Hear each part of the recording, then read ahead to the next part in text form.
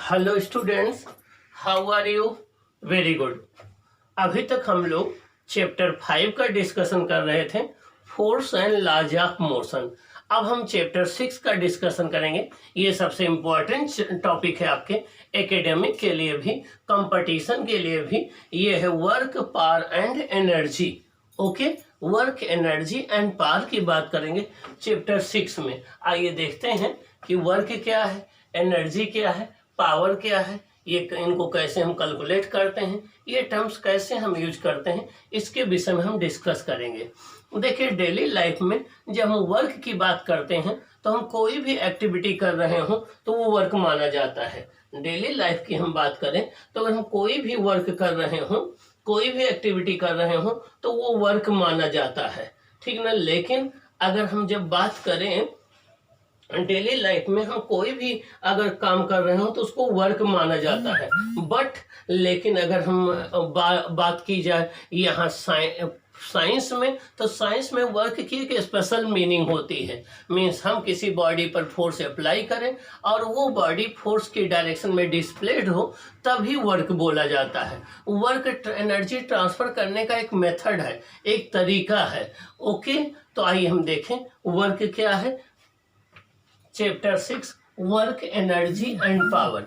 Chapter 6 work, energy and power. Topic 1 work. Work is said to be done whenever a force acts on a body and body is displaced through some distance in the direction of force। जब भी हम किसी body पर force apply करें और वो body force की direction में डिस्प्लेस्ड हो तो हम कहते हैं वर्क डन हो रहा है। मीन्स जब भी हम किसी बॉडी पर फोर्स अप्लाई किया जाए और बॉडी फोर्स की डायरेक्शन में डिस्प्लेस्ड हो तो हम ये बोलते हैं कि वर्क डन हो रहा है या वर्क डन किया जा रहा है। तो when force is applied on a body and the body is displaced in the direction of force, work is said to be done. हाँ, तो जब भी किसी बॉडी पर फोर्स अप्लाई किया जाए और वो बॉडी फोर्स की डायरेक्शन में डिस्प्लेस्ड हो तो हम ये कहते हैं कि वर्क डन हो रहा है। अगर ऐसा नहीं है तो हम वर्क डन जो है नहीं बोलेंगे। इसका मतलब साइंस की लैंग्वेज में वर्क की एक स्पेशल मीनिंग है। साइंस की लैंग्वेज में वर्क की एक स्पेशल मीनिंग है कि जब भी बॉडी पर फोर्स अप्लाई हो और बॉडी जो है वो डिस्प्लेस्ड हो फोर्स की डायरेक्शन में, तभी वर्क डन होता है, अदरवाइज वर्क डन नहीं होता है। तो अब क्या क्या कंडीशन होनी चाहिए वर्क डन के लिए, अब हम ये देखेंगे कि वर्क डन की क्या क्या कंडीशन है, वर्क डन कब माना जाता है, अब हम ये डिस्कस करेंगे। अब हम देखेंगे कि वर्क डन की क्या कंडीशन है, ये हम डिस्कस करेंगे। आइए देखते हैं वर्क डन की क्या कंडीशन है। तो वर्क डन देखिए,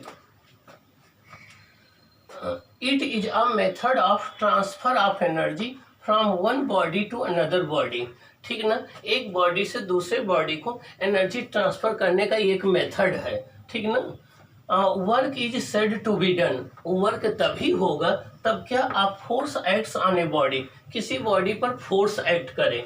the point of application of the force moves in the direction of force, और जो पॉइंट ऑफ एप्लीकेशन है फोर्स का वो फोर्स की डायरेक्शन में मूव करे। Example, when the engine of a train pulls it, work is done. जब किसी ट्रेन का इंजन उसको पुल करता है ट्रेन को तो वर्क डन होता है। When we raise a load, work is done. जब हम किसी लोड को ऊपर उठाते हैं तो वर्क डन होता है। When a horse pulls a cart, work is done. जब कोई हार्स एक कार्ट को पुल करता है तो वर्क डन होता है। तो ये डिफरेंट एग्जाम्पल हैं जिनमें वर्क डन हो रहा है। आइए देखें work done by a constant force.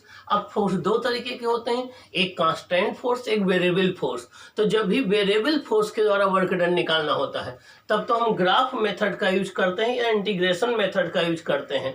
लेकिन जब हमें कांस्टेंट फोर्स के द्वारा वर्क डन निकालना हो तब आइए देखें हम कैसे डिस्कस करते हैं। If the magnitude and direction of a force is constant, work done is calculated as follows. अगर किसी फोर्स का मैग्नीट्यूड और डायरेक्शन दोनों कांस्टेंट हो तो आइए देखिए वर्क डन कैसे निकालते हैं। ये कोई बॉडी है, इसके पॉइंट ए पर हमने फोर्स एफ अप्लाई किया है और ये बॉडी ए से डिस्प्लेस होकर के पॉइंट बी पर पहुंच गई, फोर्स और डिस्प्लेसमेंट के बीच में एंगल थीटा है। क्या? फोर्स और डिस्प्लेसमेंट के बीच में एंगल क्या है? थीटा है। W इक्वल टू होता है F dot T S, W equal to होता है एफ डॉट एस, जहाँ एफ क्या है? फोर्स, एस क्या है? डिस्प्लेसमेंट। ये हो जाएगा एफ एस कास थीटा। अब इसको हम दो तरीके से राइट कर सकते हैं, F cos theta into S. F cos theta into S का मतलब ये हुआ कि component of the force in the direction of displacement into displacement, component of the force in the direction of displacement into displacement. और F into S cos theta का मतलब हो गया force into component of displacement in the direction of force. तो हम दोनों काम कर सकते हैं, हम फोर्स का एक कंपोनेंट जो है डिस्प्लेसमेंट के डायरेक्शन में ले लें और उसको डिस्प्लेसमेंट से मल्टीप्लाई कर दें, या हम डिस्प्लेसमेंट का एक कंपोनेंट फोर्स की डायरेक्शन में ले लें और उसको हम जो है डिस्प्लेसमेंट फोर्स से मल्टीप्लाई कर दें। ओके, अगर थीटा हम 0 डिग्री ले लें, मीन्स फोर्स और डिस्प्लेसमेंट दोनों सेम डायरेक्शन में है, तो वर्क डन मैक्सिमम होता है। फिर W इक्वल टू होता है एफ इंटू एस। इसका मतलब हो गया कि जब भी फोर्स और डिस्प्लेसमेंट दोनों सेम डायरेक्शन में हो तो वर्क डन दोनों के प्रोडक्ट के इक्वल होता है।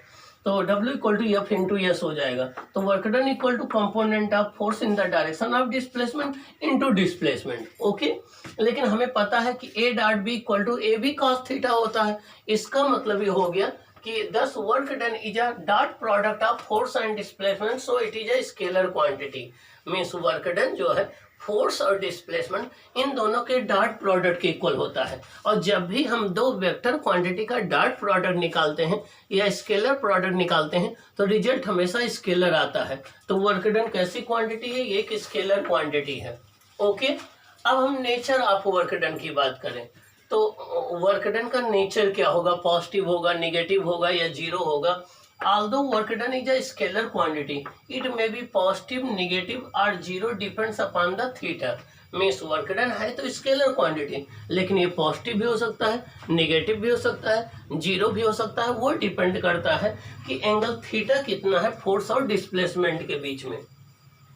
Positive work done, if the force acting on a body has a component in the direction of displacement, जो फोर्स हम अप्लाई कर रहे हैं अगर उसका कोई कंपोनेंट डिस्प्लेसमेंट के डायरेक्शन में आएगा तब तो वर्क डन पॉजिटिव होगा।